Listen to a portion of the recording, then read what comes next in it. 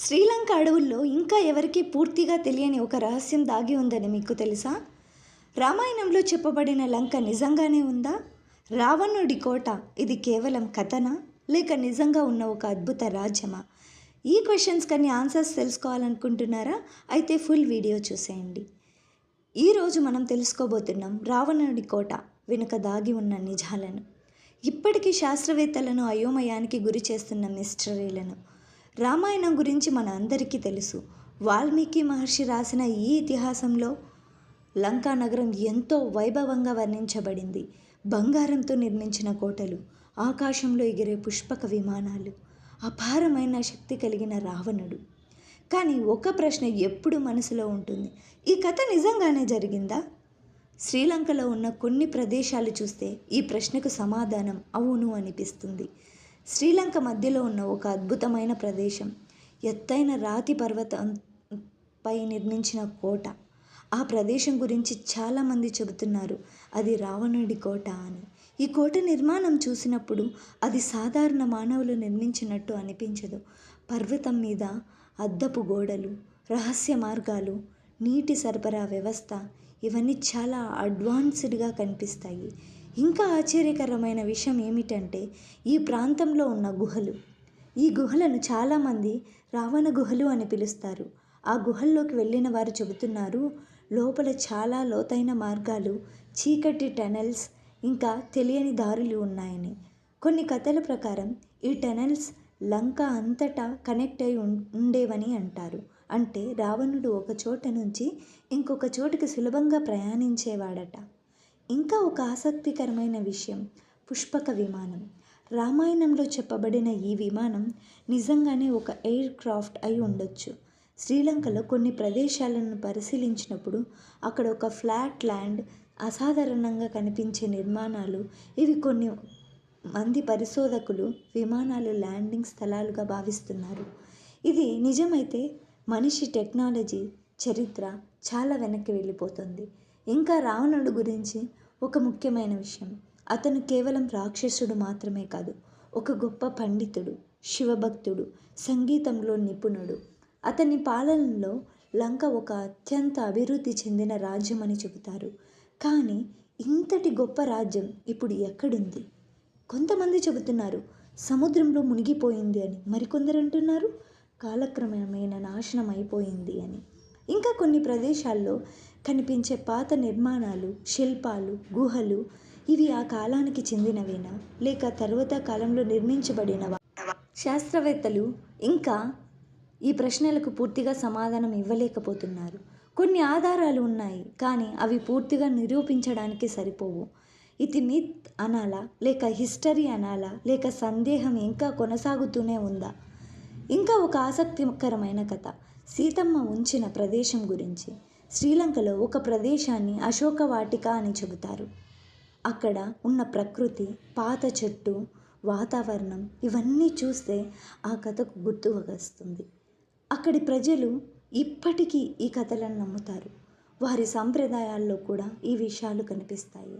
ఇంకా కొందరు పరిశోధకులు చెబుతున్నారు, లంకా రాజ్యంలో అడ్వాన్స్డ్ వైద్య శాస్త్రం కూడా ఉండేదని, రావణుడు ఆయుర్వేదంలో నిపుణుడు అని.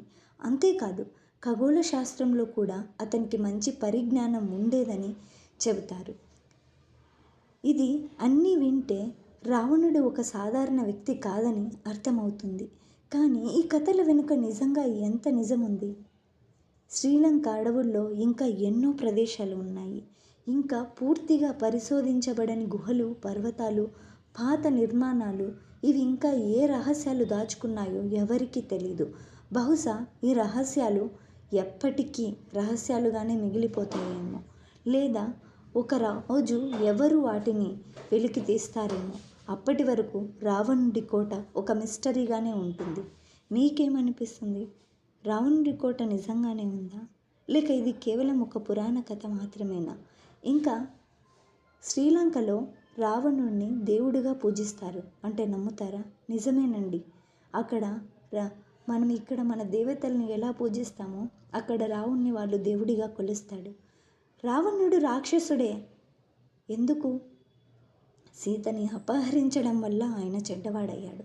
కానీ రావణుడికి ఉన్న శక్తి, రావణుడికి ఉన్న మేధస్సు ఆయనను దేవుడి కంటే గొప్పవాడిగా చూసేస్తుంది. ఆయన గొప్ప శివభక్తుడు కూడా. ఆయన చేసిన ఒక చిన్న పొరపాటు ఆయనని చరిత్ర దోషిగా నిలబడేలా, ఒక రాక్షసునిగా, ఒక హంతకునిగా ముద్ర వేసింది. ఆయన చేసిన ఒక చిన్న తప్పు ఆయన ఉన్న అన్ని గొప్ప గుణాలను మరిపించేలా చరిత్రలో ముద్ర వేసింది. రావణుడు అంటే అందరూ గుర్తుపెట్టుకునేది ఒకటే, ఆయన రాక్షసుడు అని. ఆయన గొప్పతనం గురించి ఎవరికీ తెలియదు. ఆయన చేసింది తప్పే, కానీ చిన్న తప్పు చేస్తే ఎంత పెద్ద శిక్ష అనుభవించాల్సి ఉంటుందో రావణుడే నిదర్శనం కదా. అవునండి, రావణుని దేవునిగా కొలిచి ఇన్స్పిరేషన్గా ఉన్నవాళ్ళు ఉన్నారు. అలా అని రావణుడి మంచివాడు అని అన్నవాళ్ళు లేరు. అతను చేసిన ఒక వ్యామోహ పని వల్ల అతను ఇలా అయిపోయాడు.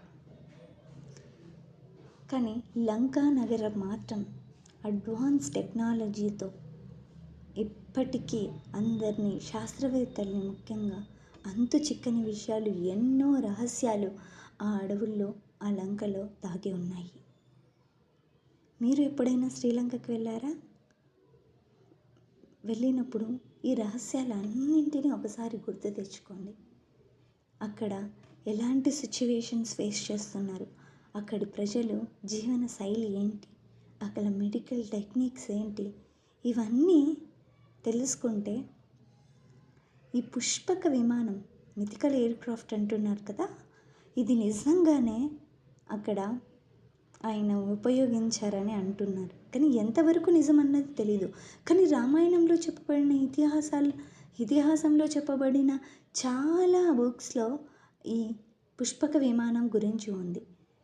ఇది ఒకరి తర్వాత ఒకరు చేజిక్కించుకొని దాన్ని గొప్ప ఆస్తిగా స్వీకరించారు.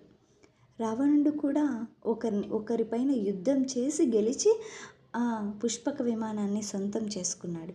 తర్వాత రాముడు రావణుణ్ణి ఓడించి ఆ పుష్పక విమానం మీదుగా అయోధ్యకు చేరుకున్నాడు కదా. మీ అభిప్రాయాన్ని కమెంట్లో చెప్పండి. ఈ వీడియో నచ్చితే లైక్ చేయండి. ఇంకా ఇలాంటి మిస్టరీల కథల కోసం సబ్స్క్రైబ్ చేయండి. Thank you for watching and subscribe Suresh Vijayal vlogs. See you. Comment చేయడం మర్చిపోకండి. Thank you. బాయ్. ఇంకో విషయం చెప్పాలి. శ్రీలంకలో ఒక ప్రదేశం ఉంది. అక్కడి నేలలో ఇప్పటికీ కాలిపోయిన ముద్రలు కనిపిస్తాయని చెబుతారు. కొంతమందిని దీనిని హనుమంతుడు లంకా దహనం చేసినప్పుడు ఏర్పడిన గుర్తులు అని నమ్ముతారు. మరో ఆసక్తికరమైన విషయం, రావణ ఎలా ఫాల్స్ దగ్గర ఉన్న గుహలు. ఈ గుహలు చాలా లోతుగా ఉంటాయని చెబుతారు. కొంతమంది అనుకుంటున్నారు ఇవి రావణుడి రహస్య మార్గాలు అని. శ్రీలంకలో ఉన్న ఈ రాతిపై నిర్మాణం ఎలా చేశారో ఇప్పటికీ పూర్తిగా అర్థం కాలేదు. అక్కడ అద్దపు గోడలు, చిత్రాలు చాలా అడ్వాన్స్డ్గా కనిపిస్తాయి. పర్వతం పైభాగంలో ఒక భారీ పాదముద్ర ఉంది. హిందువులు దీన్ని శివుని పాదముద్ర అంటారు. అంటే రావణుడు ఘోరంగా తపస్సు చేసినప్పుడు శివుడే అక్కడ ప్రత్యక్షమయ్యి ఆ పాదం మోపాడని అక్కడున్న లంకా ప్రజల నమ్మకం. బౌద్ధులు బుద్ధుడి పాదముద్ర అని కూడా అంటారు. ముస్లింలు, క్రైస్తవులు ఆదం పాదముద్ర అంటారు. ఇది నిజంగా ఎవరిది? ఇప్పటికీ మిస్టరీగానే ఉంది.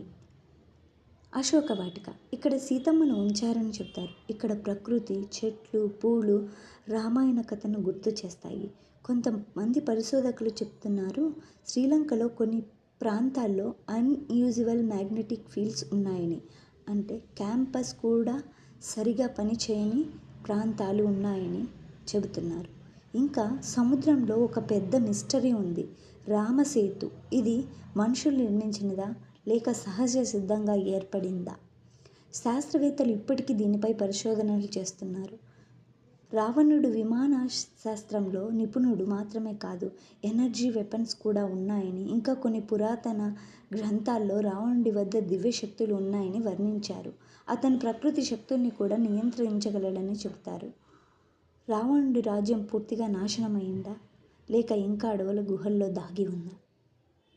ప్రతి సంవత్సరం కొత్త కొత్త ఆధారాలు బయటపడుతున్నాయి, కానీ పూర్తి నిజం మాత్రం ఇంకా తెలియలేదు. ఇంకా ఒక మిస్టరీగానే ఉంది. ఇలా తవ్వుకుంటూ పోతే లంకలో ఎన్నో క్వశ్చన్స్కి ఇప్పటికీ ఆన్సర్ దొరకలేదు. శాస్త్రవేత్తలు కూడా ప్రయత్నించని క్షణం అంటూ లేదు. ఎవ్రీ ఇయర్ వాళ్ళు రీసెర్చ్లో కొత్త కొత్త ఘటనలు బయటికి వెలికి తీస్తున్నారు. ఇది ఎప్పటికీ పూర్తవుతుంది? ఈ క్వశ్చన్స్కి ఆన్సర్స్ ఎవరు చెప్పగలరు? రావణుడే రావాలంటారా? ఏమోనండి. మీ అభిప్రాయాన్ని కమెంట్లో చెప్పండి. Thank you for watching and subscribe Suresh VIBGYOR vlogs. See you.